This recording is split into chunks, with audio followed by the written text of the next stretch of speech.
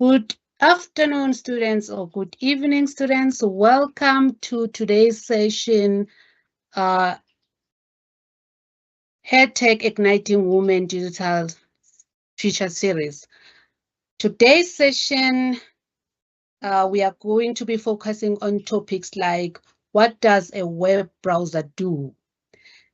And the activities will be exploring the functions of the web browser, online safety and privacy, maintaining a professional online presence, web browsing essential, identifying and accessing the digital resources online. Today's session is going to be so packed, it's going to be wonderful. We are going to have fun, and I would like to welcome you, students. And on our program today, Dr. Chetty will be doing a welcome for you. Welcome, Dr. Chetty, and welcome the students. Thank you very much, Nigeria. A very good evening to all our students that are joining us for the second leg of our Female Digital Literacy Bootcamp. So a warm welcome this evening to each one of you, and thank you for taking the time. It's 5:30, and I know many of you are also busy or come back from work. So we're really grateful to have so many of you with us today. Let me start by acknowledging firstly our facilitators and those that are assisting, David Alperstad, Mr. Ndiwe Mashlangu, Mr. Natmasami. Thank you so much for once again taking the time to facilitate this session, this critical session with our students. So yesterday you went through some exciting engagements. I've looked at the chat and I've been following up some of the discussions, and there was very much interactivity and engagements on critical issues. And as you went through yesterday, I think it's quite clear that it is time for a lot of our female students to come to the fore and take their place, their rightful place in terms of technology. And as you would have covered yesterday, there are many challenges that confront you, but the strength lies in when you start to equip yourself with the competencies that are needed and you start to navigate the space as though you own the space. And I'm using the word own the space very importantly, because the moment you own a space, you take accountability of your actions in the space. And today you are taking accountability of your actions as online learners, as digital entrepreneurs, as tech savvy or striving towards to be most tech savvy. You're taking the initiative and you are taking your future in your own hands. And I think that's critical for us, is that we find that many students come into the system but don't take the skills into their own hands. But what you've done yesterday is take ownership of those skills. And I think that's the first step towards becoming a critical online learner. And we acknowledge that step and we appreciate what you've done. So you would have covered key issues yesterday, and today you're going to cover some more issues. And I think as you get into the productivity apps space, you're going to cover some more exciting initiatives. I want to wish you all the best for today's session. And once again, let's pursue the similar kind of engagements that we had yesterday, very interactive, where you need to ask questions, ask the questions. And as I mentioned yesterday, this is your opportunity. This is your time. So leverage it, take full advantage of what you have and engage with the colleagues. With this said, I wish you all the best, and I hope it's going to be a great session for you. Thank you so much, Indira.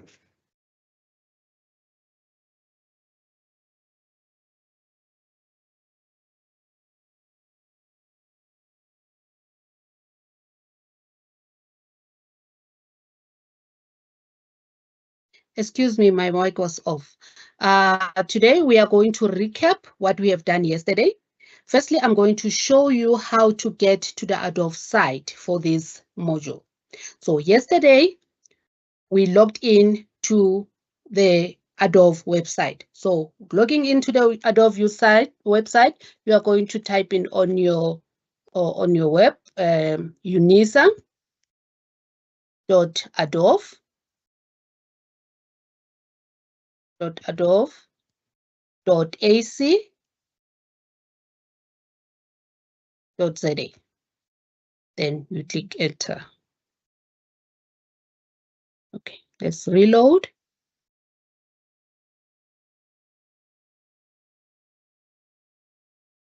It seems like I have a network problem.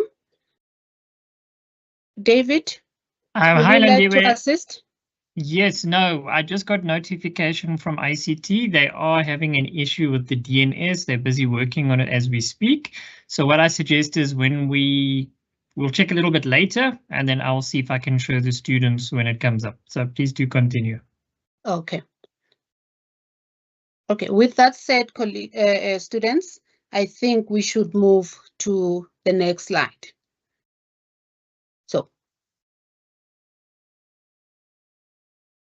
internet skills and online safety. I'm going to emphasize this, students, because I'm going to ask you questions. What is the first thing you do when you go online? Social media, search, research, or networking? Another question is, have you ever found incorrect information online, and how did you verify it? The third one is, when was the last time you Googled yourself, and what was the online presence says about you, about yourself? Why? Why I'm asking this question is because your ability to browse smartly and present yourself professionally online shapes your academic and career journey. Again, many companies check your social media before hiring. So it's very wise for you to, on your LinkedIn profile, manage it well and be more presentable, that companies that are hiring online, and they check your profile, you are professionally presented online. So smart browsing skills helps you find accurate search materials, job and tech opportunities. Online safety is critical. Protecting personal data, preventing cyber threat and harassment. I'm going to emphasize that you'll be on the good side of the law. So your online private safety privacy is very valuable. It's very, very informative and very valuable, and you must treat it like a bank account. Isn't it like your bank account, you have a PIN code? So your internet or your privacy online, you should at least have two factors on the security, extra security, so that when you log in, you have a PIN, you have a pattern on your phone. So please make sure that you keep your social account private. Keep your social account private and think before sharing personal details online. You must learn and always change your password, and please make it strong. I know all of us, we like our password is our date of birth, our kid's name. That is very simple, and people can easily hack into your account. So I know I'm one of those, but I'm learning now. I have learned that is very, very, very, very, very important. I will give you an example. a practical example that happened to me. My daughter was like, Mama, what is your password? And I said, no, never mind. I know it's your birthday. So that is, you need to change your password as regularly as possible, like for you to protect your to protect your online safety. Building a professional line presence. Your online presence is your digital resume. Make it count. How to build a strong online brand? Automize your LinkedIn profile. Use a professional photo, a clear headline, and showcase achievement. That's how you should build a strong brand of yourself. Google yourself. If you don't like what you see, start creating an online presence today.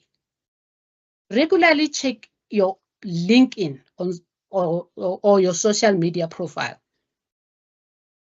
what it says about you, because what it says about you is very important to the next person who is viewing your profile online. So you need to be professional. Now we come to what do a web browser do? I'm going to ask you a question again.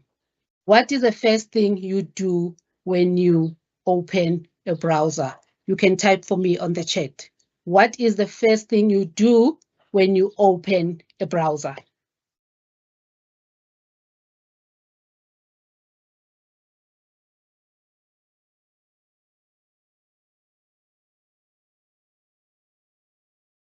So what is the first thing that you do when you open a browser?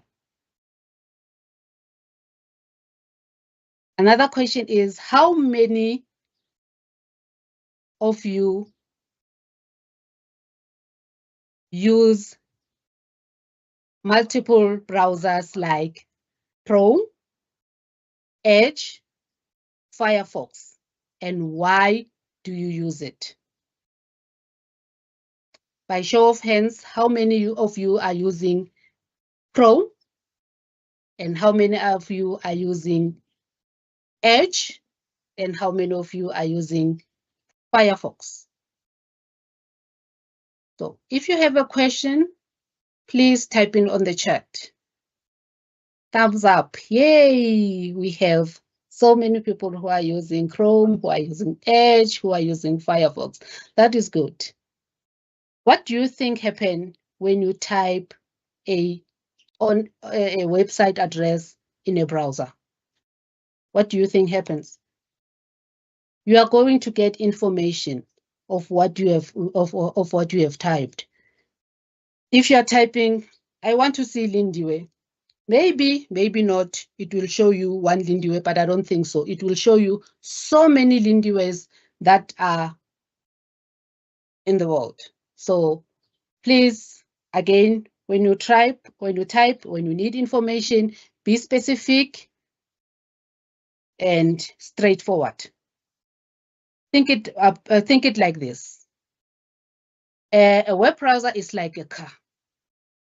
It gets you to different destinations, but to travel safely and efficiently, you need to know how to use it, to use its features.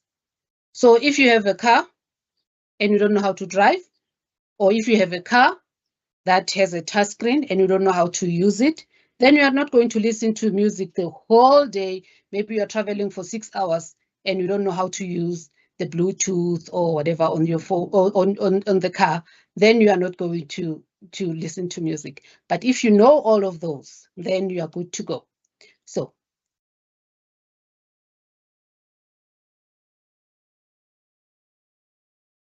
what is the internet? The internet is a global network interconnected computers that allows people to share information, communicate, and access online resources. It is often described as the network of networks, meaning it connects millions of private, public, academic, businesses, and government networks worldwide. So,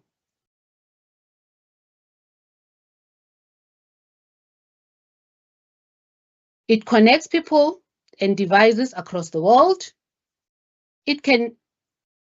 Users can access and exchange vast amounts of data. You can communication enables email, social media, and video calls and messaging. That's what internet does. Common users of internet communicate with people across the world, access and share information, do business and with others without being at the same place. Learn and share knowledge, and so much more. Play with people you have never met.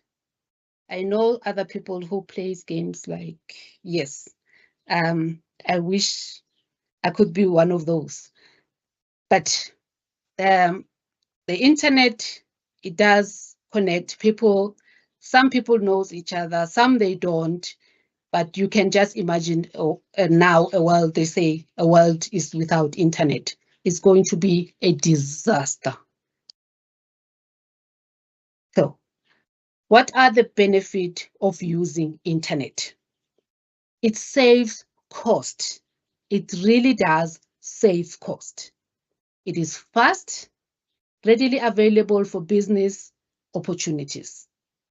It source rich information.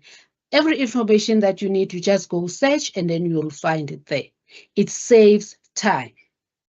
It really does save time and it really saves cost. For example, in the olden days, they used to, when you want to communicate with other people, you write a letter, isn't it? So when you write a letter, take your time, you write a letter, maybe 3 pages, you fold it, put it in an envelope, go to the post office and to post. Post to post. From one post to another, it can take about 3 to 4 days. It arrives to another post in another province. Then from there, they take it, they bring it to you. Actually, then back then, you have to walk for a few miles to go to the post office, collect it, get home, read the letter, reply to the letter, the very same process again. So now, take your phone, a message, the other person, few seconds later, you get the message, reply, few seconds, you get a reply. So that's how internet saves us. The setback of using internet. Setbacks, is very addicted. You get easily addicted. And bullying. Cyberbullying is happening, is real, and it really destroys, especially to young adults. So, yeah, those are the setbacks of internet. Access to adult content. This one, I don't even want to touch it, especially for our kids. But I think as parents or others who are parents, or if you know that you are underage, please don't access this adult content. Common method of connecting to the internet. Using your mobile phone, service provider, using your portable Wi-Fi mobile.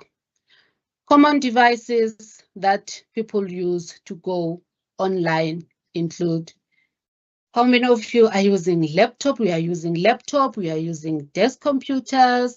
We are using mobile phones. We are using tablets. We are using modems, but modem, I don't know. How many are still using modem? By show of thumbs up. How many of you are still using a modem?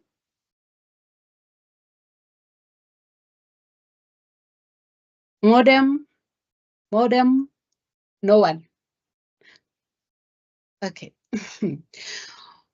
What is the difference between internet and web?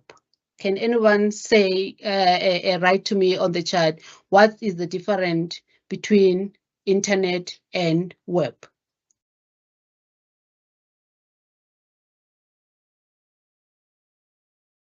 And then what is website and what is a browser, a web browser?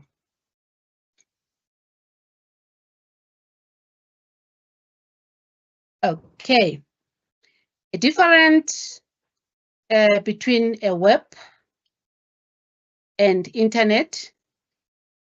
An internet is a global network of computers that enables communication and data exchange. And a web is a collection of website and online content that you can access through a web browser. So that's it. What is a web? A website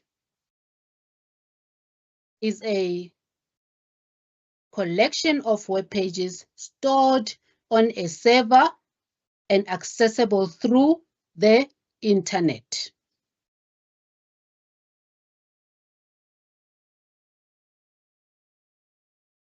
And a web browser is a software application that allows users to access and interact with website on a web. That is what it is.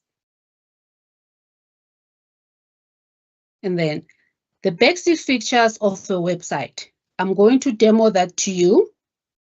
I'm going to show you where is the address bar, where is tab, where is a bookmark, where to find a history and extensions and add-ons. So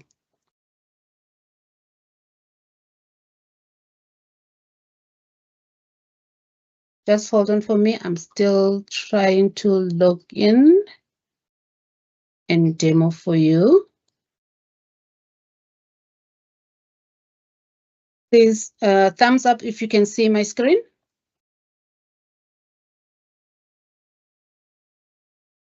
All right.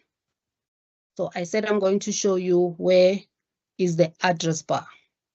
So the address bar is this one. So if you type in here, Netflix, let's say Netflix, then this is where the address bar is. And this is, yeah, this is. So, and then I said I'm going to show you where is the tab. So the tab is this one here. Yeah. Okay. And then I said I'm going to show you where the bookmark is. So the bookmark is the one here. This star, it is this one is a bookmark. So it's bookmark edit. So if I go here and it is edit the bookmark. So if I go here is a bookmark. The bookmark is where the computer, your computer or your whatever the search bar that you have said, it stores the memory. So when you want to go there, you just click here and it goes to the page. So it's easier for you to access whatever that you have searched maybe earlier on or a day before or whatever. You just come here and then you just come here to all bookmarks, and then this is what you have searched. And then if you go here, this is what I've searched earlier, and then yes. So this is how a bookmark works. And then the history. Yes. The history is here on these dots, on these little dots. You go there, and this there is your history. So yeah, that is what I have searched recently, and yeah, this is what I've searched recently, and yeah, this is all the history. I don't want to open more because we don't want to see more. Okay. So colleagues, that's it from me. I'm going to hand over to David, who will continue with the session. Thank you.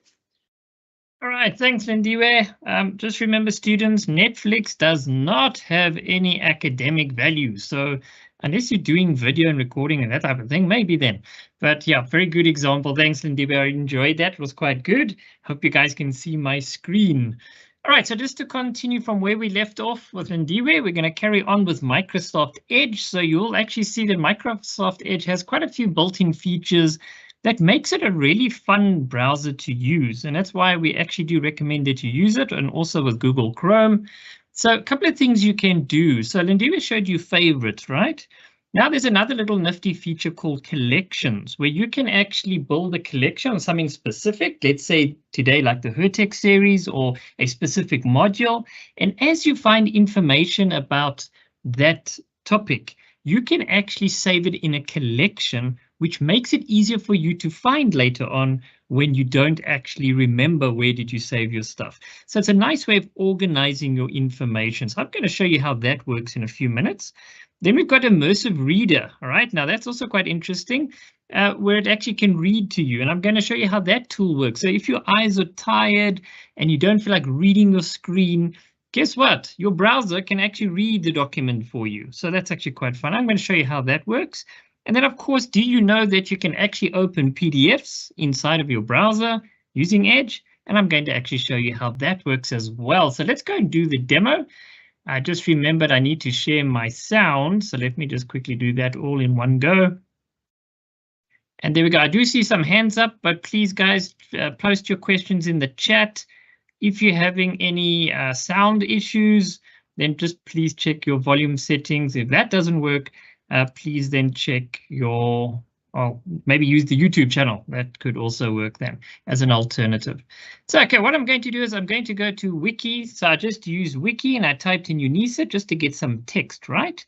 So this is quite fun now. So how do we build up that collection I was talking about? So let's have a look. Oh, I see there's an update available. I must actually do that. Click on the ... And then you'll see this option called collections. Okay, so it's kind of similar to favorites, but this one has a little bit more different things that you can actually collect on a topic. So first thing I'm going to do is, let me just go back. I'm just going to delete what I created. So I'm start from scratch. So when you're here, you can actually see all your collections here are ready, waiting and available for you. So what I'm going to do is I'm going to say start a new collection. And today, of course, we're doing HerTech session 2. I'm just going to enter it there. Okay, cool. So how does this work? Let's say, for example, this text here is something I'm interested in, and it's something to do that I need to remember, but I don't want to copy and paste it into Microsoft Word. I just want to save what I've got. All I do is I select my text, I right-click on my text, and then I say add to collections. And then you'll see it actually gives you all the collections you've got available. But in this case, I only want to use HerTech because that's what I'm creating now, something interesting for HerTech. So then I select HerTech. And there you'll see it actually gets it and it tells you where it's from and it's linked. So in other words, even if I'm not looking at this page anymore, in my collection, if I click on it, it's actually going to open the page for me. So it remembers where it comes from. So that's fun. What about this picture over here? Can we do the same? Well, let's give it a try. Right click on the picture. Okay, all right, I just clicked on it, sorry, first. Right click now on it, and then go to Add to Collections. Hertec again. And there it is. Just like that. Of course, yes, it's going to pop up some other things here, downloads and whatnot. Okay, that's part of Wikipedia itself. But what I want to do is I want to store everything that I want in one place, one collection called Hertec. What about this web address? All right, let's select the web address. There's no right-click option, really. There's copy and paste, the usual thing. So how am I going to save this web address? Let's have a look. Click, drag, and let it go. Boink. Now there's the web address. So as you guys can see, not just pictures, not just text, the web addresses. You can add them in, you can click, you can drag, you can play around, and you can build a collection that saves that topic all together, so it's easy for you then to go back and have a look at it later on. So that's really fun. So collections, a nice way of organizing your study materials or the interests that you have. So just check that out. That's a very nice feature. Let me close this one quickly. Now, as I said to you, right, you're tired late at night, but you want to go through some text. How can the system read to you? Now, remember, I'm inside the browser, right? So all I do, again, rule of thumb, select the text. Then I can right click on it. And then you can see it says read aloud. Okay, so read aloud, so I right click on the text. That's very important. I'm right clicking what I've selected. Read aloud. As a comprehensive university, and I hope you can hear what it's UNISA saying. offers both vocational and academic programs, many of which have received international accreditation as well. Okay, so hopefully you guys all heard. It's reading to me. How nice is that, guys? That's how cool this browser is. Right, let me select the text again. And I want to show you the next option, which is Immersive Reader. So then I can open in Immersive Reader. Now, Immersive Reader is a little bit more powerful because it allows you now to change certain things in the text. Because you noticed we now moved to a different page altogether. So Read Aloud is there, that same feature. But now I've got some customizable things that I can do, things I can change to make it easier for myself. Text preferences, there we go. Now look at the text size. If your eyes are brilliant, there we go. If you're a little bit more older, then you might want a larger text. So you can see immediately how it changes. You can also play around with text spacing. You know, it makes it a bit more spaces between the words. So that's quite useful. You can change the style of writing. Okay, it is limited just to these three. All right, so it's not too great, but you can kind of see which one you would prefer. You can change it. Columns. Okay, I don't really have that many columns. Yeah, you can just see a little bit there the changes, but it's not too much because I've only got one blob of text. Then you've got different colors. You can see the background color. I always think this one will mess up your eyes. It'll go funny. So really don't use that one. Use all the lighter colors, the natural greens and blues. Those are generally good for your eyes, especially at late at night. So yeah, so this is the type of things you can actually do. So there's, you've got some text preferences, you've got some reading preferences, line focus. So if you've got a little younger brother and sister who wants to learn how to read, or that maybe that's what they're doing at school, this is a great way for them to learn, because now you're looking at just one line, or you're looking at 3 lines, or you're looking at a few more lines, 5 lines. There's also translate option. So if you've got an article and you need to translate it to help you, not to do the assignment. For example, we can do it in Afrikaans and you can just translate the entire page and you'll see it automatically then will change. Okay, unfortunately, it doesn't have all the South African languages because Afrikaans is very similar to Netherlands Dutch. So that's why it's probably easy for them to have translated it as such. So yep, so those are the kind of the features that you can go play around with. There's the English one. Now you'll see it immediately changes. There's not many other, yeah, as I said, I don't think there is many African languages on this thing at all. So yeah, so this is sort of something that you can go play around. Of course, there are other ways to translate the languages as well, but that's in a different course altogether. Okay, so there we go, guys. So you can see the Read Aloud and the Immersive Reader, very nice tools that you can use in your Edge browser, only in Edge, and then you can actually make it different how it feels over here. So the last option is, how do we do a PDF? So that's actually easy. So here's my PDF. I right click on it, open with and then I can simply go say Microsoft Edge. By default, most likely your PDFs will open in Adobe, but then if you do Microsoft Edge, there we go. Now you can actually see it's opened in the browser. There we go. So there we go. Copilot is built in. There's read aloud. So you can see those features then are available to you. There's highlighters and drawings and all sorts of things that you can actually do. And then, of course, you can go save it afterwards. So this is kind of fun. Just remember all this, what we're showing you is on the course site itself. And I have shared it in the chat, so please go check it out. So yeah, those are the type of fun things that you can do, guys. There are activities in the course, so please do them as well. I know we got a little bit of a time crunch, normally with this hour-and-a-half sessions that we're doing, but remember these activities are on the community. So just please go to the course site, follow the instructions, and then you'll see how the community works. And you can actually see what other students are posting as well. So let me continue. Online safety, as Lindiwe was saying, guys, very important that you are aware of these things. Because as you know, we are becoming so digital with everything that we do with our smartphones. So it's very important that you understand what is digital citizenship. So just like being a good citizen of the country, digital citizenship basically means you're going to be a good person on the internet. And that's really what we are trying to say. What is a good citizen, guys? Well, it's someone who respects the law. That's so important, right? So downloading pirated movies, is that a good thing or a bad thing? Clearly not a good thing, okay? Obvious reasons. It's piracy. Respecting others, very important. People's opinions are their opinions. Even if it comes out racist or whatever, how you perceive it, guys, don't fall into that trap and engage the people. Because remember, whatever's on the internet stays on the internet for life. It doesn't disappear. Even if you delete it, it exists somewhere. Helping others, that's great. That's why we're here. That's why we have this community of 4Herd Tech where you guys are sharing different things with, which is really awesome. And of course, you take care of the environment. All right, that's very important because as we know, global warming is a real thing and definitely it's a problem for all of us. Do you know, guys, when you go on the internet, there's always these products that are free. You are actually the product. So be careful of the freebies because there's always catches with them. Okay, so be very careful what free products you use.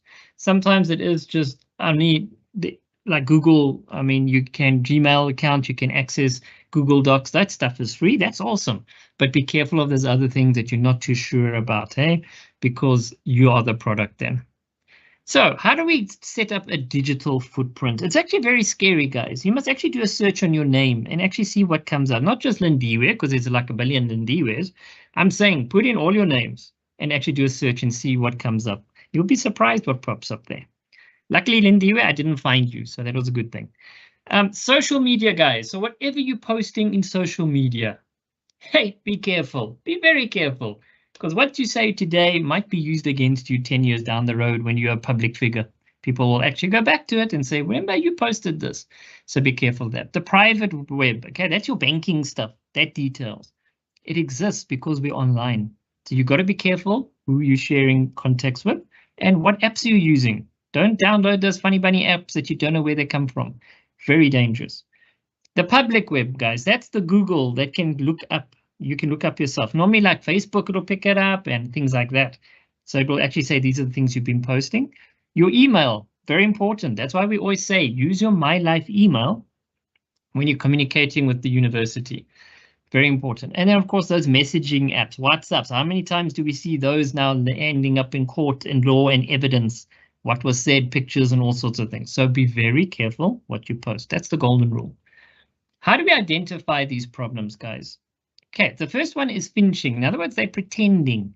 They're pretending to say let's say FNB, and you think it's FNB, and then you click it and you log in and voila, it's a fake website and it just captured your information. So you need to then obviously be able to identify what is true and what is not. Right, malware. Now that's the software that comes to damage or destroy your device or steal your information even. So that's why I'm saying be careful which apps you're going to download, especially on those WhatsApp and Telegram groups. Always install from the Play stores for your device, okay? The official Play stores, because then you know it's been verified. Not those other chat places where they can sell you all sorts of nonsense. So be careful because that software can do a lot of damage. Identity theft is very, very real, guys. People are creating accounts there. They can get your picture from the internet. They can create a picture. And then using something like Facebook, they can see all the people that you're friends with. And then you can obviously, they'll send messages to those people thinking it's you, but it's not you. So when you get that type of message, especially the one asking for money, phone the person, guys. Phone them. Say, hey, what's happening? I see you asking for money. Is that you or is it someone else? It's most likely someone else. Identity theft, very true, very scary stuff that's happening in the world. Cyberbullying, Lindiwe did speak about it, all right? Be very careful what's happening in digital platforms, especially the ones where you can engage in. And you see this so often, like Facebook and Instagram and TikTok and wherever, where people put very nonsense on there and they want everyone to agree with them, even though it's nonsense. But of course, it rubs you the wrong way. You engage and then it becomes a very nasty scenario. And yeah, it's really crazy out there. If people ask you personal questions like, where do you live? Can I have your number? I do suggest block them. Okay, you don't know who that person is, especially, okay, there's no guys on this platform, this is for ladies, but if you've got a handsome guy that's asking for your details, it's probably not that person, guys. All right, so just be careful about cyberbullying. But of course, yeah, don't be the bully as well, hey? You get a lot of people that like to post things just because they think they're smart. That's part of cyberbullying. Other people have concepts or perceptions. They're right to post, but don't engage them if you disagree with it. Data breaches is quite important, and you see this quite often in the news. This website was hacked and all our information was stolen or whatever it is. That's why it's so important to change your passwords and have that MFA that UNISA has given you. Do you know that authentication app and the PIN that you get? That's why we have it, guys, to protect your information, to make sure people can't use your details.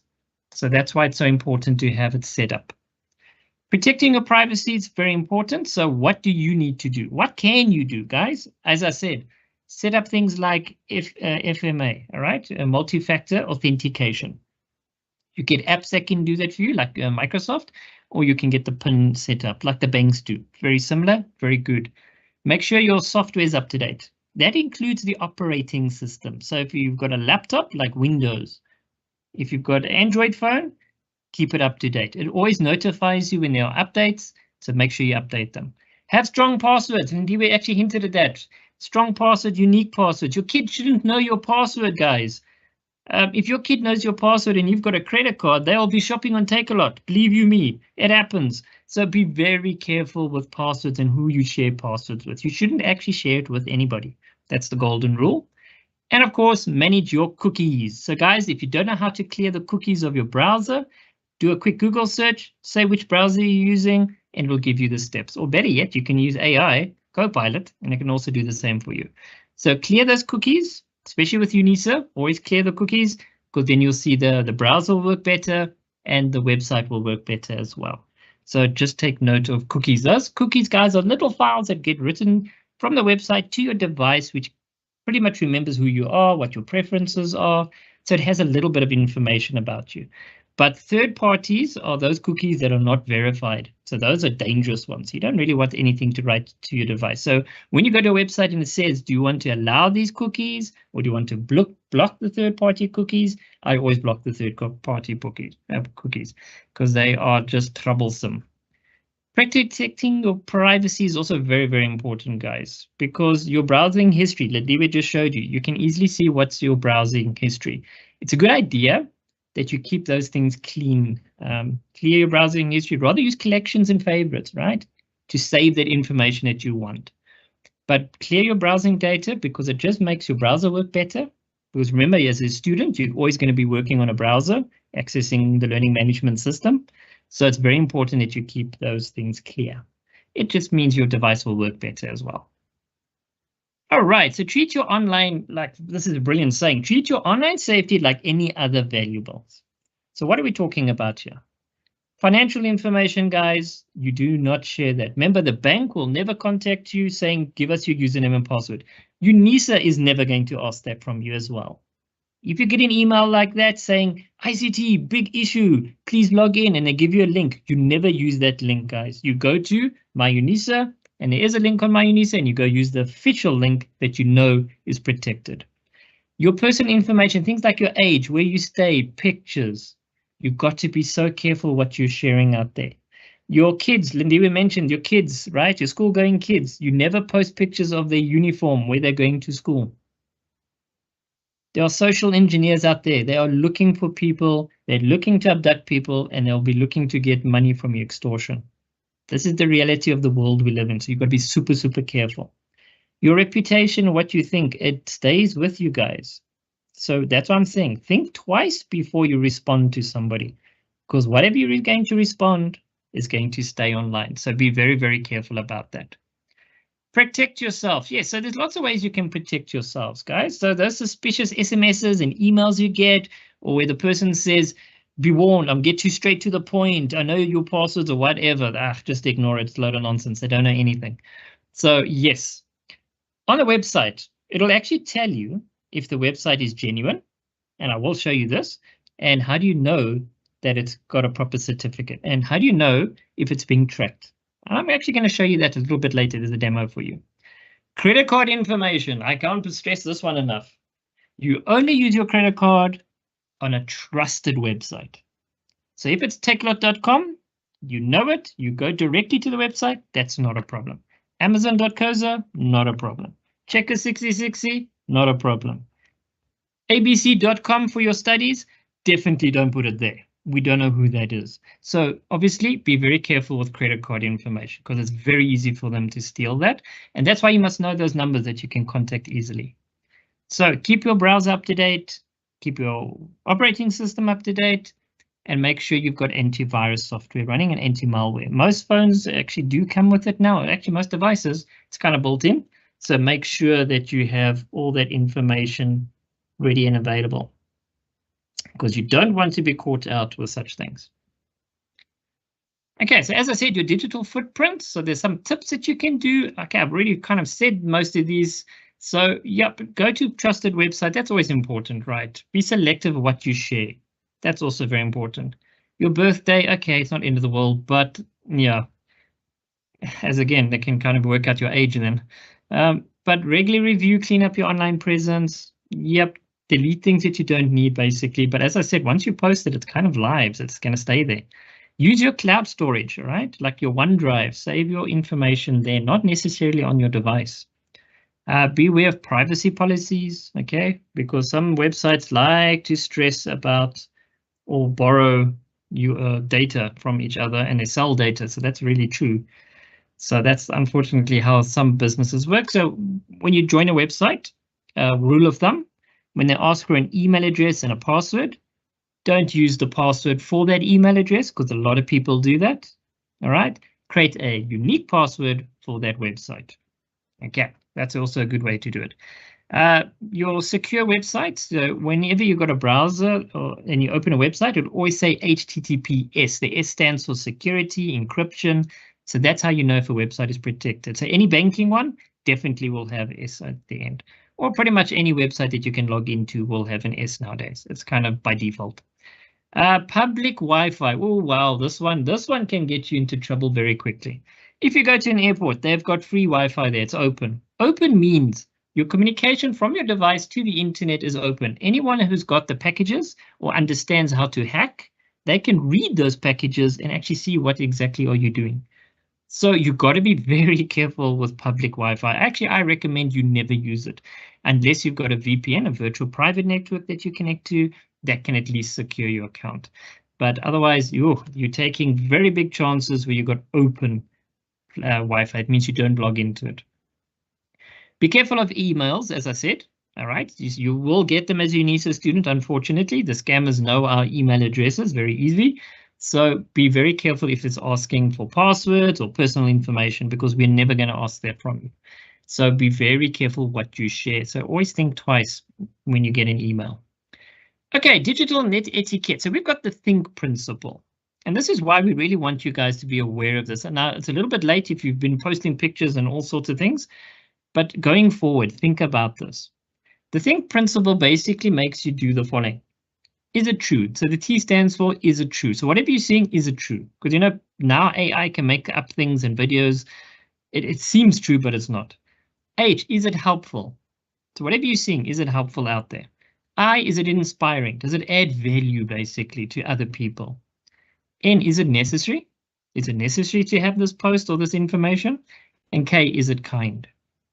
Okay, so we can see how the world is and people have all their opinions, like today's budget increase or the VAT increase. I guess there's not very nice posts out there about that. So is it kind? Is it necessary? Is it inspiring? Is it helpful? Is it true? If someone posts, yes, it's gone up by 0.5%, yeah, that's true. But if now they say some other nonsense about something else and make up a whole story, no, it's not really helpful or inspiring or necessary or kind. So just remember this thing principle whenever you want to post things or reply to people. Strong passwords, very important. You've got to mix up the numbers, add special characters, make it as difficult as possible for the person to guess it. Not your ID or birth number or something, or your kid's name, because that's very easy to find out. Two-factor authentication, like what we're doing at UNISA, we've got that for you guys to protect you. Obviously, you get a PIN or you use the authentication app before you log in, because remember, all your student details are on that platform of MyUNISA. And your data, of course. So do your updates. It's very important. I have sort of repeated this. Check your social media. The privacy settings are also very important. Please go and check things like Facebook, guys. A simple thing. Instagram as well. Go through your list of people that you have on there and actually, do you actually know them? Guys, I know you want people to follow you and stuff, but depending on what you're posting, be very careful who you're allowing into that space. Because the social engineers, that's what they want. And trust me, the profile picture they're sharing is not them. They definitely don't have abs like that and such things. So be very careful about the privacy settings and always go check out what privacy settings you have and what ones you should set on. So go have a look at that as well. You can use your AI or Google or Copilot. You can do some searches there as well. So be smart when you share. I think I've repeated this like quite a number of times. So always think twice, basically. If you're sharing something or you want to reply to somebody, think twice before you do that. Okay, let's have a look at some knowledge questions here. Now, in the chat, so I can't see because I'm currently sharing my screen, but maybe Nathma or Lindiwe, you can pop in. Right, what is the answer, guys? Which of the following components should you look at in a URL? It's the address, remember, the address of the web page to make sure it's a secure site. So is the answer A, B, C, or D?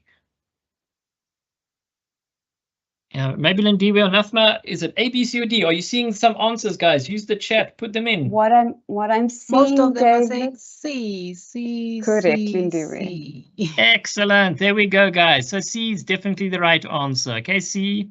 Oh, somebody said F. Wow.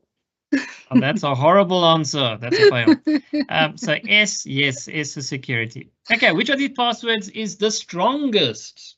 A, B, C, or D? Let's see. What are your answers, guys?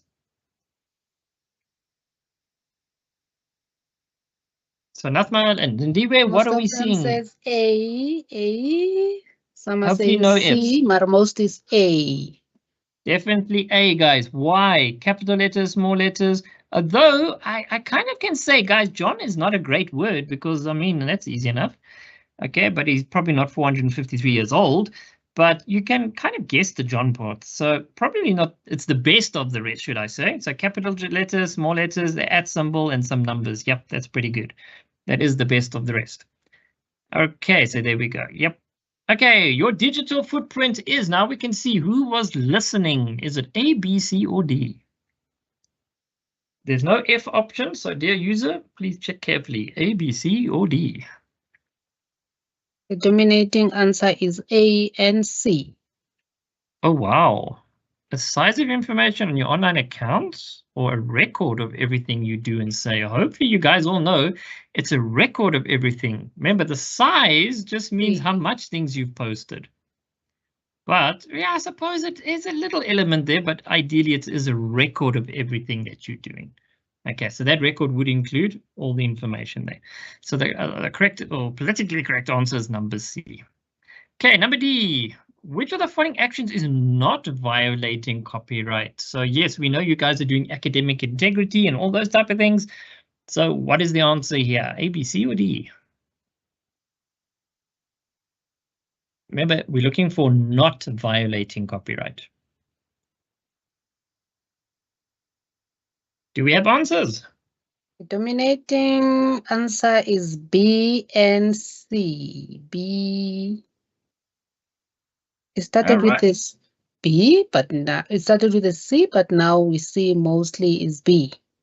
Okay, yes, there we go, guys. So remember, not violating, so that's the catch. So it's someone's book, so you reference paragraph, correct, and that's fine because you're citing the owner. Remember, the whole citing thing is very important in academics, so you must always say where you got the idea or the information from, but do paraphrase it as well. Cyberbullying can take place where? A, B, C, or D, guys?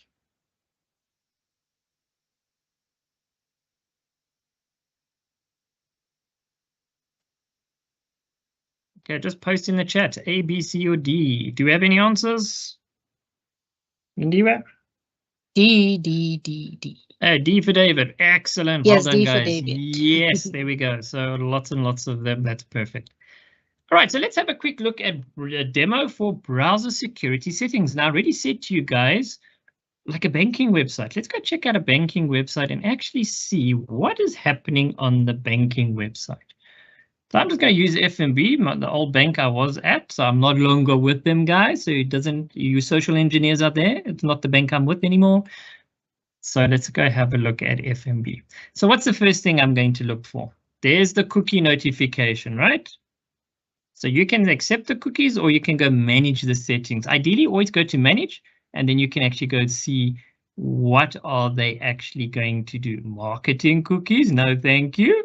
Performance cookies, do I really want that? Yeah, probably not.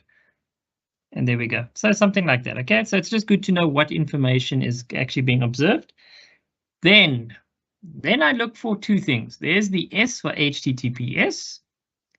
And next to the S, I see the lock symbol. Now, this is very important. So when I click on this little guy, it means that this connection is secure. And it tells me it has a certificate, a digital certificate. That means this is actually where FNB's website. It's not a copy website. And that certificate says it is genuine. And see there what it says? Passwords and credit cards. It will not be intercepted. That's the whole idea of encryption. So that's perfect. Let's see what else I can see. Cookies and site data. It does use cookies, and I am blocking third parties. So if there was someone advertising here on their website, which is not actually FNB, maybe a partnership, that could be considered third-party cookie on their website. So it's good. We can actually block those. I generally block them anyway. Here's a little bit of the scary side. Who is tracking you? Let's have a look. Google is currently trying to check me or track me, sorry. So that's interesting, but it's been blocked. Which browser are we currently using? FNB. Why is Google tracking me? Because it also has a browsing history on this device. Because I allowed it. I allowed my cookies in here to track me. So even though I'm on this browser, it's tracking me. But of course, the website is blocking it as well. So that's great. So they can't actually track what I'm doing over here. So this is very important. So you can go check out the websites you're looking at and actually go have a look at this information and see what exactly is happening over here, because it might be something very important. So there we go. I hope you guys have enjoyed that, the digital footprint, some of the security elements. So please be safe out there. So to hand over next will be Nathma, who's then also going to continue with the rest of the training today. So I hope you guys learned something from me. Over to you, Nathma. Thanks so much, David. I think, David, we all feel a little bit more confident after you shared all those tips and tricks with us, because now hopefully when we put it into action, we will know that, okay, we are safe, we are using safe practices as well, and we don't have to be afraid, essentially, whenever we are engaging with the internet. Okay, David, please let me know, can you see my screen? I don't think so yet. It's a bit slow as well on my end. Nope, it's not opening yet, but anyway, continue speaking. Okay, let's continue, right? Okay, So I'm going to be diving into the female-specific online safety issues. So David really told us about what we should be afraid of and how we can also navigate this fear so that we're not really afraid, but we're rather empowered and are able to use things effectively. So there we go, Nathma. Your presentation has come through now. There we go. Perfect. Go for it. Fantastic, David. Thank you. So let's take a look at things that's really happening. Even though we want to say, oh my goodness, everything is fantastic and cyberspace is amazing, bad things do happen every day. And it's our duty and our responsibility to ourselves and our loved ones, and especially if we have daughters, to kind of enrich them with this knowledge and this information. So when we first look at online harassment, right, we have things like cyber stalking, we have trolling, we have doxing, we have all these things. So if you have ever been a victim of cyber stalking, you can really raise your hands. Don't send us a heart because it's not something to heart. It's something rather like a thumbs down, essentially. So you can just send a shocked face. But if you've been a victim of cyber stalking, you'll start to see exactly what David said. When you have a lot of private information, personal information, and you're continuously updating it, you're actually providing more opportunities for somebody to know exactly where you are and to transition from a cyber stalker to a real life stalker. And both are dangerous, really, really dangerous, and putting you at risk. We also want you to understand, how do you protect yourself? David already covered our privacy settings. Something else that you should do is report abusive behavior. Whether you are, let's say you are just looking through the internet and you see an inappropriate website, or you see people starting to really attack each other. We spoke about people being really, really racist. We see that a lot of people start attacking women essentially in public forums and really saying really, really terrible things, and also really marginalizing women further from not just the tech sphere, but from everything essentially. When you see that, usually you will see that there is a report button. Click it. You might think, oh, you don't feel like doing this right now, but you can actually be the reason why that chain stops. And that's what you want. You want it to stop before somebody that's not as well equipped and as knowledgeable gets stuck in that chain. And it could be a really young child. And in that situation, it's going to be really, really terrible. So you can take that responsibility. You should take that responsibility. Report it. If you are being harassed, don't delete the messages. Don't delete the evidence of that harassment. You might think, oh my goodness, I just don't want to see this anymore. It's stressing me out. Or you might think, oh my goodness, this feels embarrassing, but it's not actually embarrassing. You should keep that information, because if you go to the police tomorrow, the first thing they're going to ask you for is evidence. And if you don't have the evidence, it's your word against somebody else's word. So keep that information. So even though we see that it's not good to post everything you want to post and say everything you want to say, sometimes it is good that other people that are intending to cause harm do that, because then you essentially will have that evidence. And again, don't keep quiet. Don't allow yourself to be silenced. You've got to speak out, because remember, if you aren't really hurt by the situation, somebody else or the next person might be severely hurt. We're seeing a lot of people commit suicide. We're seeing a lot of people really, really suffer from mental health issues because they are attacked and they are targeted. And the sad thing is that it's not always from a stranger, but sometimes it's their loved ones that actually have these attacks against them on the cyberspace. We also want to look at strategies to maintain your digital privacy. We know that when it comes to our privacy, we want to ensure that everything essentially is password protected.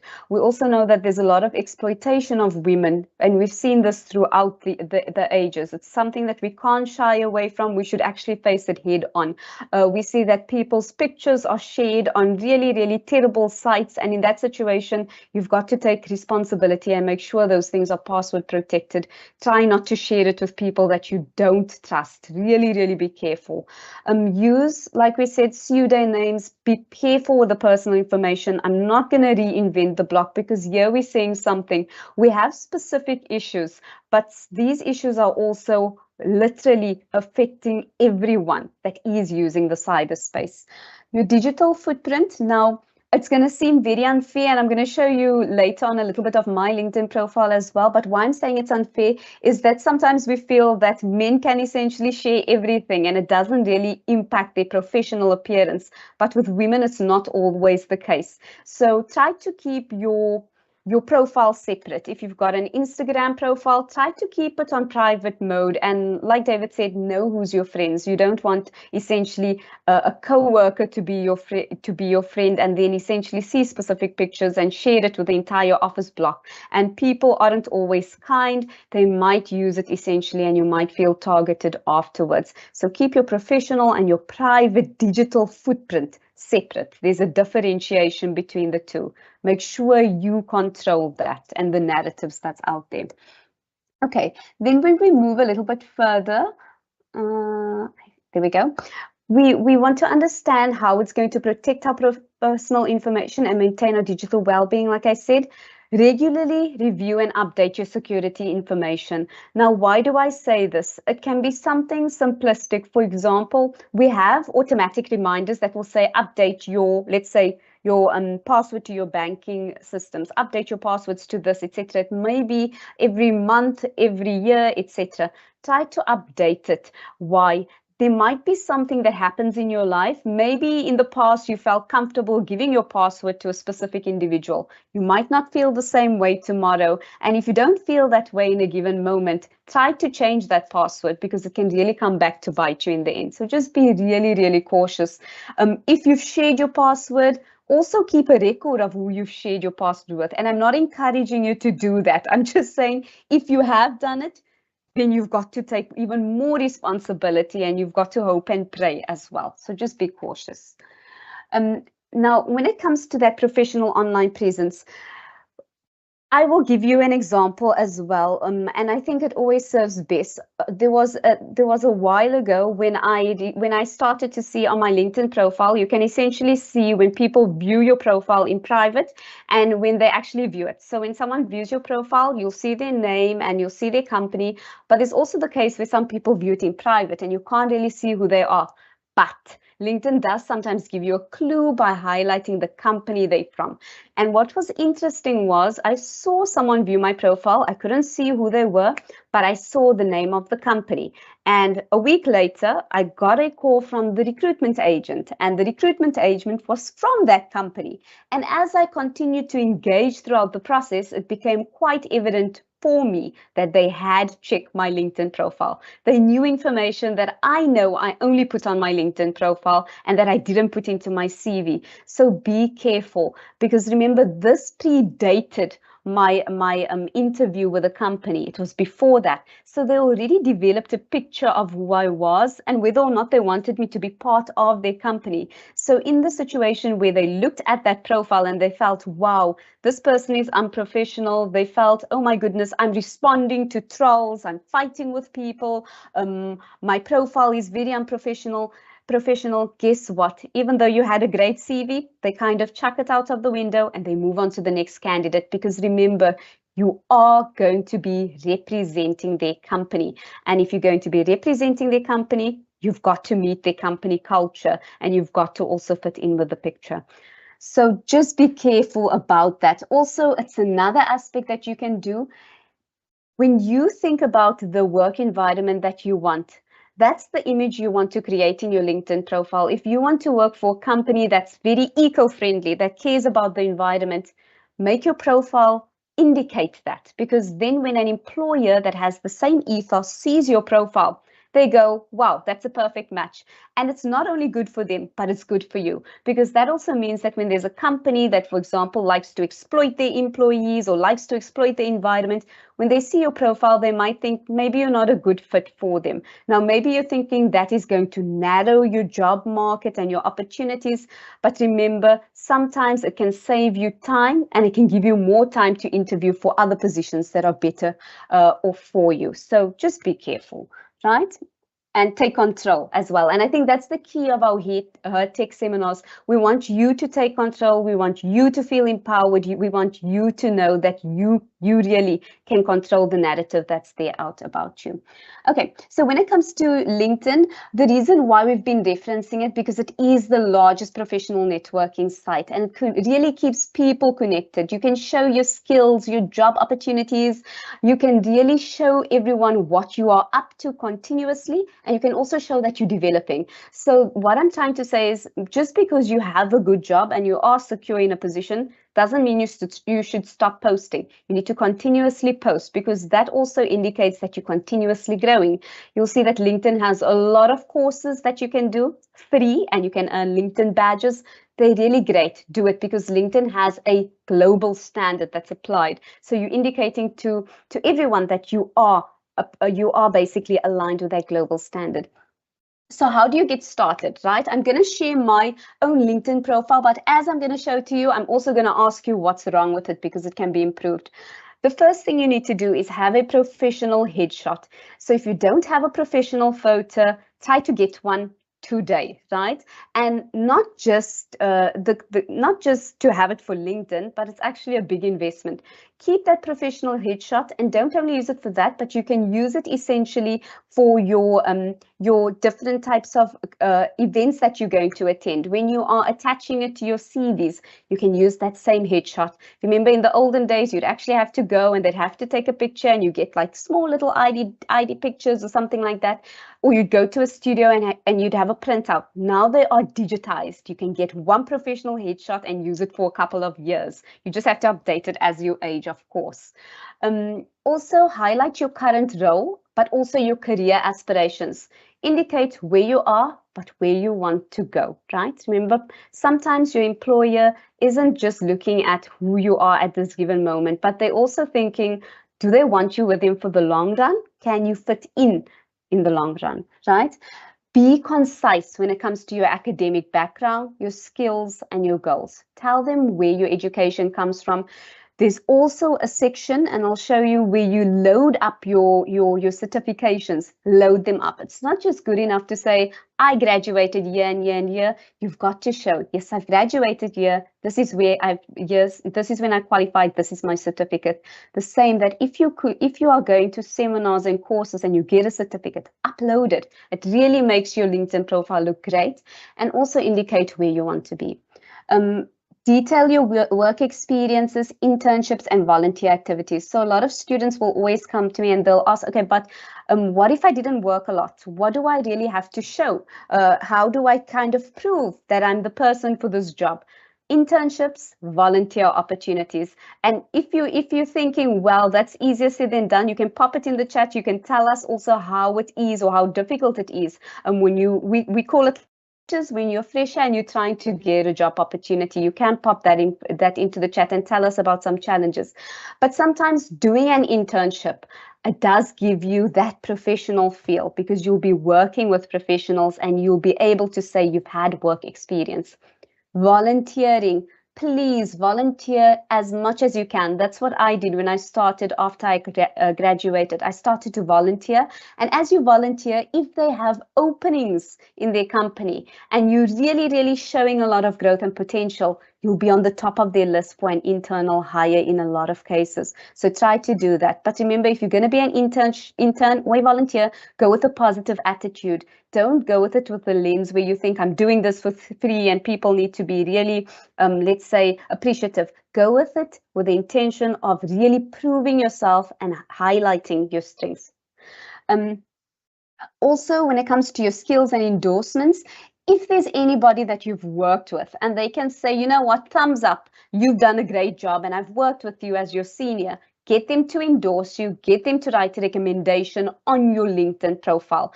It's great. It indicates that somebody else besides you can basically say that you've done something amazing and that you are somebody that's reliable and trustworthy. Next, Regularly update your profile. My profile is stagnant. I don't know when last I updated it, but I'll show you in a second.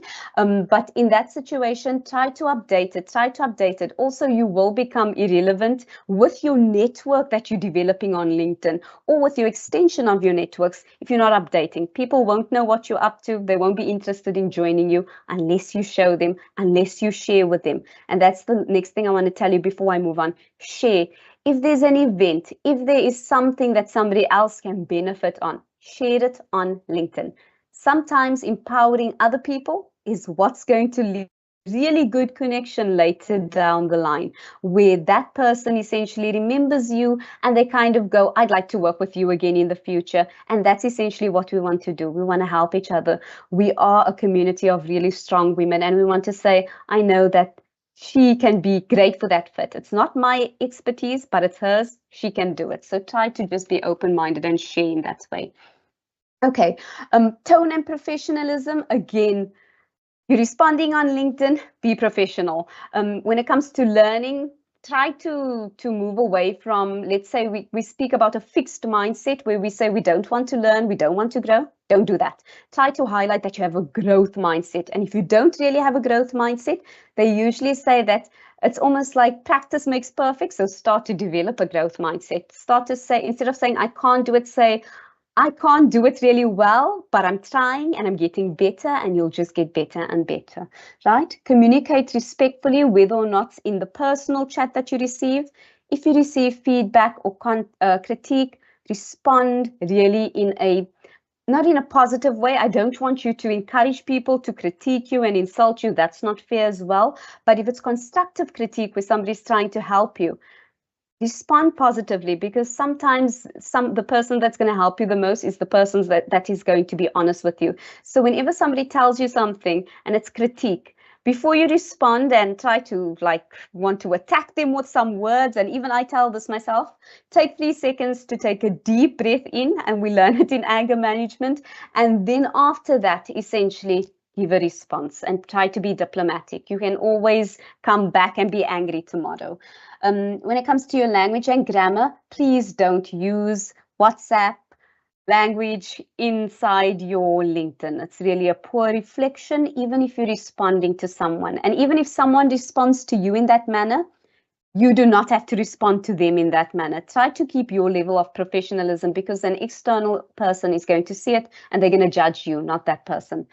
Remain culturally sensitive and make use of inclusive language and respect diversity. Now, what I love about this is when it comes to cultural sensitivity and respecting diversity, it's not just about doing it on LinkedIn. It's about really implementing this into our entire being. It doesn't really help that we just pretend to be culturally sensitive and we try to be diverse and respectful and try to accommodate each other. Maybe LinkedIn is a start, but we should really, really include that in who we are, and we shouldn't make it just something that's part of that. So just take it into consideration. And also when somebody responds to you, always ask yourself the question, where are they coming from? What could they mean that you maybe are missing or misinterpreting because of a cultural divide or a language barrier, essentially, and it will make you feel better as well. Okay, tone. It's exactly the same, right? Share insightful content. Don't send, for example, there's some people that will update, for example, their TikTok things onto LinkedIn. Guess what? The rest of the LinkedIn community is going to mute you. In other words, they don't want to see your content anymore. They're interested in your professional growth and professional events that you're attending that they can also learn from and hopefully connect with you. Right? Ask questions as well. And just be careful with controversial topics. So controversial topics include politics, it includes religion as well, and also so just try to steer clear of them. You can also type in the chat, for example, when it comes to insightful content, what you would consider to be insightful content and what would you consider not to be insightful content. Okay. Now, I'm going to touch on this a bit, but we've already mentioned a few. The awards and scholarships you have, mention them. If you've ever been in a leadership role, mention it, even if it's high school.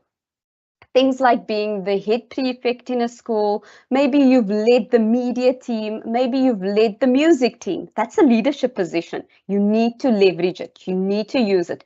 Don't think that's something I did in high school. No, it's an indication that you took on a leadership role when you were really young, and that can only improve as you continue in your career.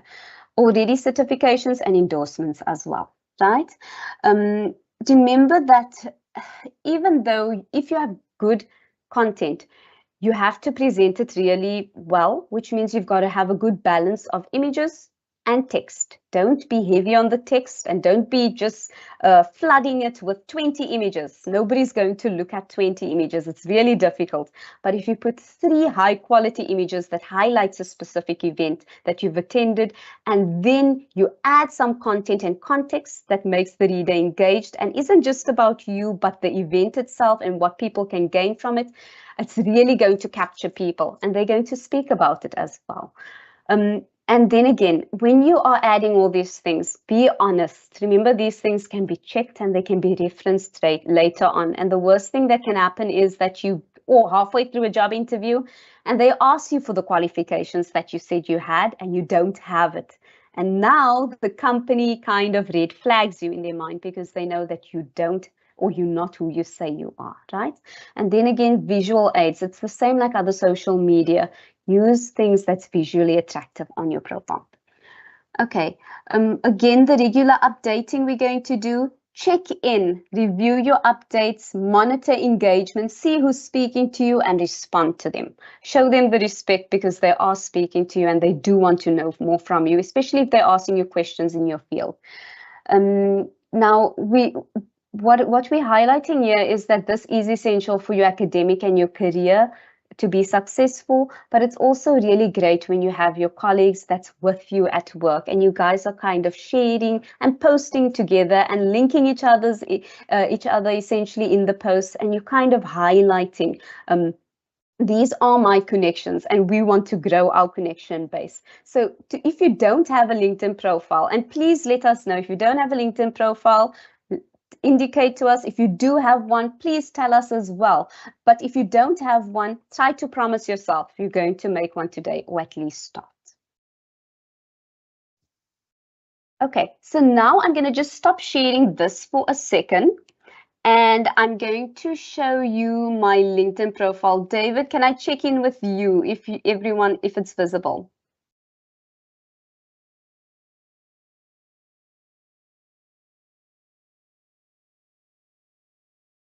Not yet, not. Not yet. Okay, let me try again, Lindiwe. Thank you so much.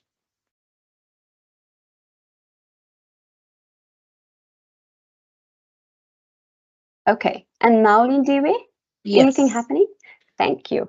Okay, Yep, so there we go. thank you so much. Okay, so we're going to go to my profile. As you will see, I created this profile a while ago. Please do not be unkind in the comments, which I'm expecting. But if we take a look over here, can we see, if you look at the top, you'll see this is my profile picture. Now, this is the first thing about the profile picture. What's wrong with it? What is wrong with this profile picture? David, what's the responses we're seeing? Or I'll open my other device. Let me see. Please don't insult it. I'm asking in terms of the guidelines that we've set.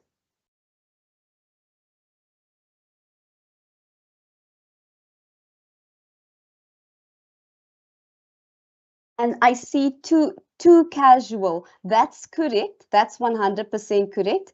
It's a selfie. That's 100% correct. It's not professional at all. This was a selfie I took years back. And because of that, I kind of left it there. And because I felt it's really not making an impact, I didn't change it. But look how quickly it took everyone to identify that's not a professional picture.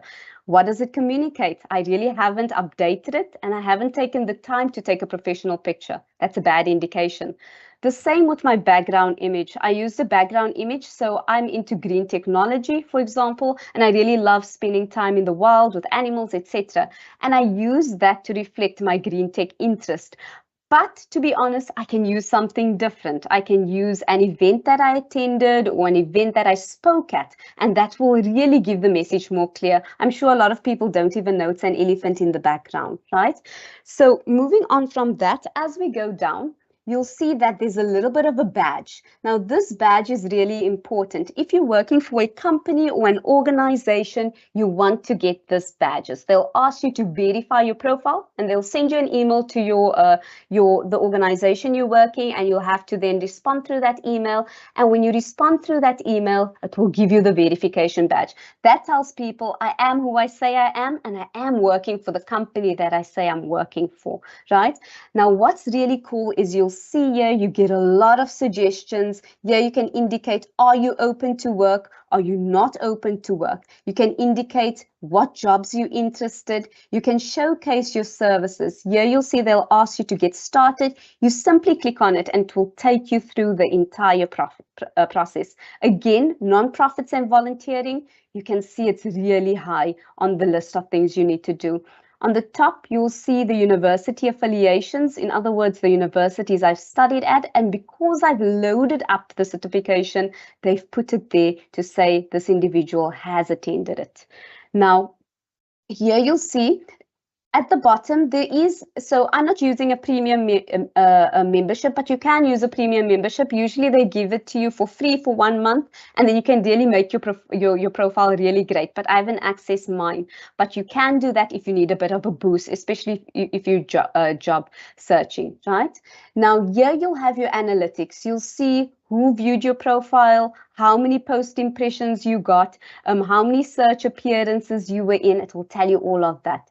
At the bottom, you'll have your aspect where you fill in your information and you tell everyone who you are, where you've been, what you've done.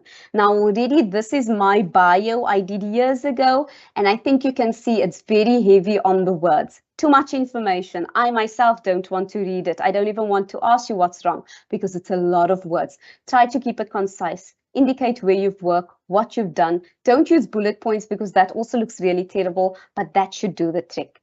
At the bottom, you'll see I've loaded up featured events I've been at. So I was one of the panelists at the local conference of youth. I've loaded that up because it indicates that I've been on that platform. I did a gamification seminar at UNISA. I did a radio, etc. You'll see that all those things you will add to this so that when somebody looks at your profile, they see the events you've been part of. And if you've only been part of one event, load it today because that's where it starts. You'll also see your followers. So here's my followers. At the moment, I have 1,710 followers, and you'll see what you've reposted of your followers. So something you should do is repost people's things that they post. Share what they're sharing, especially if you're agreeing and supporting them. And you'll see we even shared another event at UNISA that we were all part of, and that was really, really great. Again, update your experience. It's as simple as clicking this button. I'm not going to click it because then everything's going to go haywire, but you click it and you upload everything. It will record where you're working, what you've done, your education, your licenses, your volunteer, all your skills. My recommendations are at the bottom. So you'll see the individuals that have given me recommendations, and you'll see that even if they're from different countries, they can really help you. Publications, if you've written papers, if you've written something in the newspaper, upload it and you can actually add the link, click on the link, and it will take people to show that you do have that under the belt. Your awards, if you win awards, list it, right? And as well, you'll have your top voices. So I'm not going to spend too much time because I know we are running out, but I'll just show you something quickly. When it comes to your network, try to go to groups, right? Now, when it comes to groups, you want to join groups whose updates you want to see, right? And we want for example, I'm into gamification, and you'll see that I've joined things like Women in Gaming, diversity groups. So that's the WIG group essentially, and I'll see what they're up to, what Women in Gamification are doing, what games they're developing, what games they're playing, in artificial intelligence as well, where you can find a lot of like-minded people sharing a lot of resources for free, and you can make a lot of friends. Obviously, like David said, proceed with caution, don't be friends with with everyone. You can also join international groups as well and broaden your horizons, which is really good. And you can also find out things like governance in artificial intelligence to further your ability to engage with the technology responsibly. So that's enough of my LinkedIn profile. I just wanted to show you, here you'll have your messaging. I'm not going to open up my messaging because then I think I'll breach a lot of people's privacy that I've messaged. Your notifications, continuously check them, especially if people are responding to things you've posted. You'll also have your own thing here where you'll be able to change your privacy settings, your language settings, etc. And always remember at the end of the day, sign out. And you'll see every time you get a friend request, it's almost like a friend request, you'll have your network button. You can then go there and access it. But in reality, if you're using social media, LinkedIn is going to be a walk in the park. I have to be honest with you. So try to make use of that. Now, I know we're running out of time, so I'm just going to jump a little bit over to how we identify resources. Give me 1 second to share the slide, and then we will end off, as I know everyone is very busy in the evenings.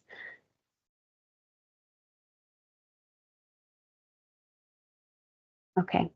So when it comes to identifying and accessing resources online, I'm sure that there's a million times you get an assignment and you think, but where do I get this information?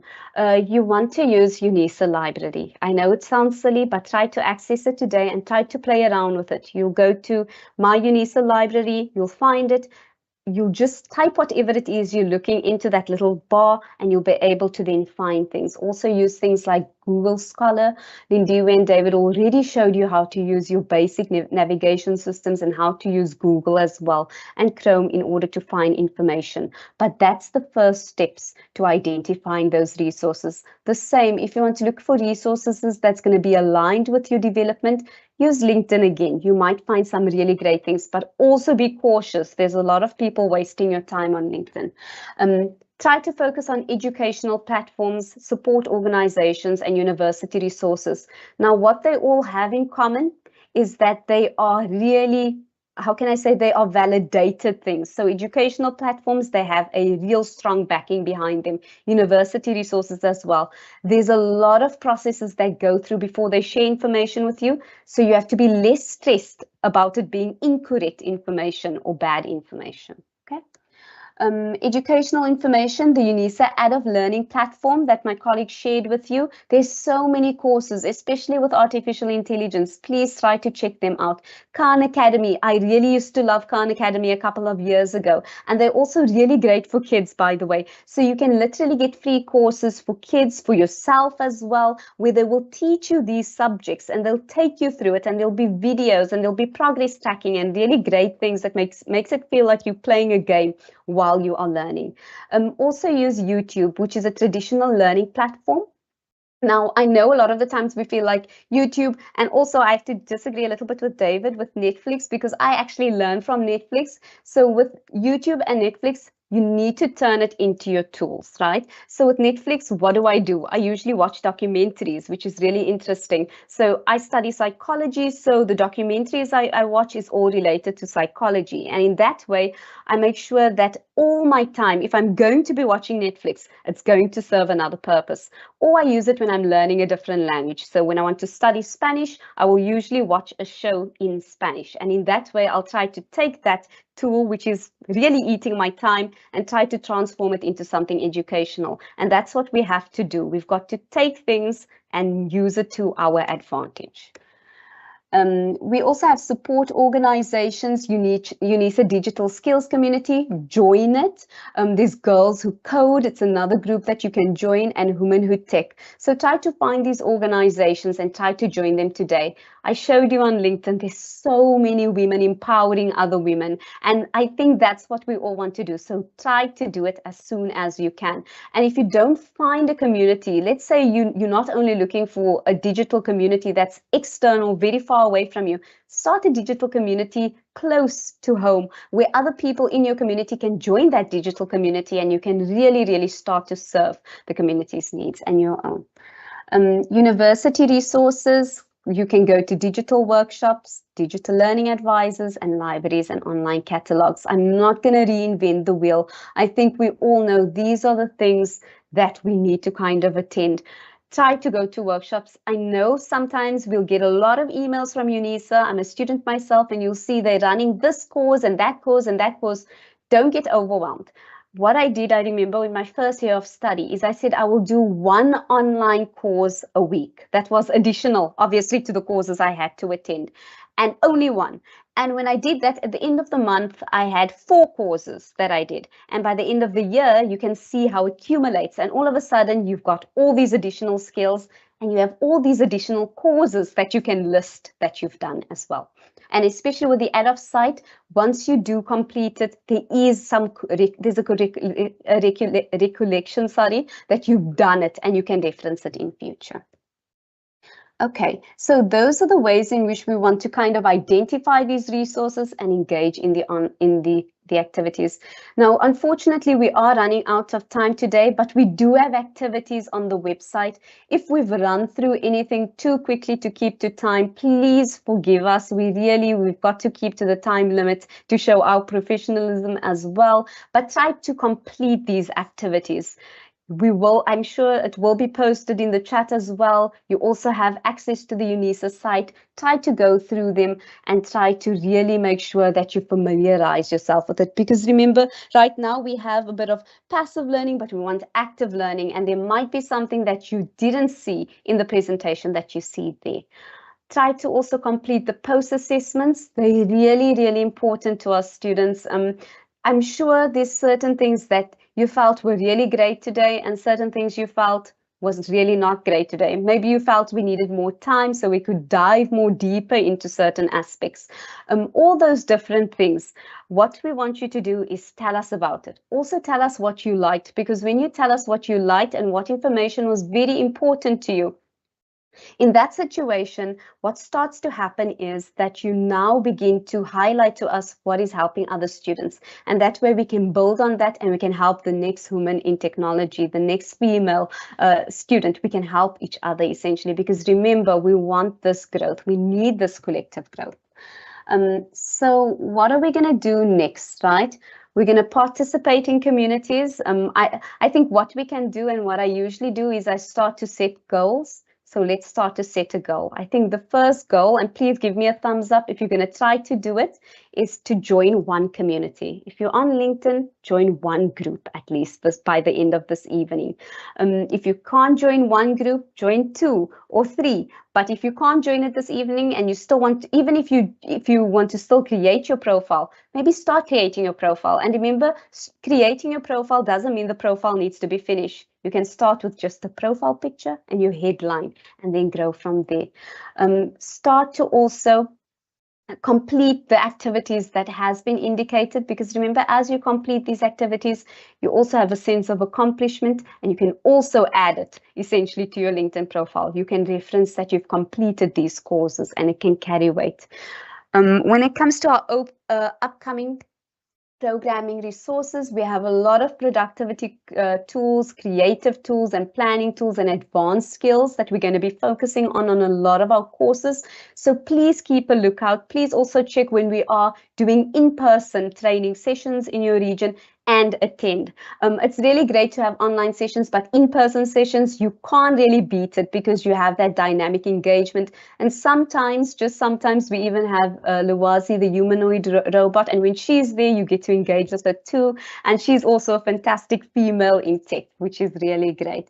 Our AI masterclass is coming up, our mobile learning masterclass. We've also started already, and we really hope that you join us, because there will be a lot of more speakers from the industry, and there will also be a lot of Microsoft certified courses. They're already uploaded. You can already complete them. So you not only have the UNISA stamp, but you also have Microsoft certified courses. And I think you know that carries quite a lot of weight, right? So our key takeaways today: how to navigate the internet more effectively, how to conduct research, how to organize and evaluate the information, how to refine our web browsing, how to stay updated with the new tools and strategies, how to stay curious and keep learning, how to be digitally mindful about our identity, and how to engage with our online world. Remember, it's not about feeling afraid, it's about knowing what to do and what to avoid. And when you do have those guidelines, you kind of have the power to create your own digital footprint that you want to leave and that you've created yourself.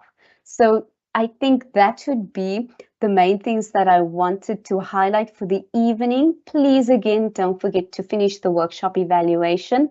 I'd like to end off by thanking everyone for really having patience with us, for really being engaging in the chat. Sometimes it's really difficult, but we see that everyone is really, really committed to giving responses, to asking questions, and that we really, really appreciate. So thank you, and for your time.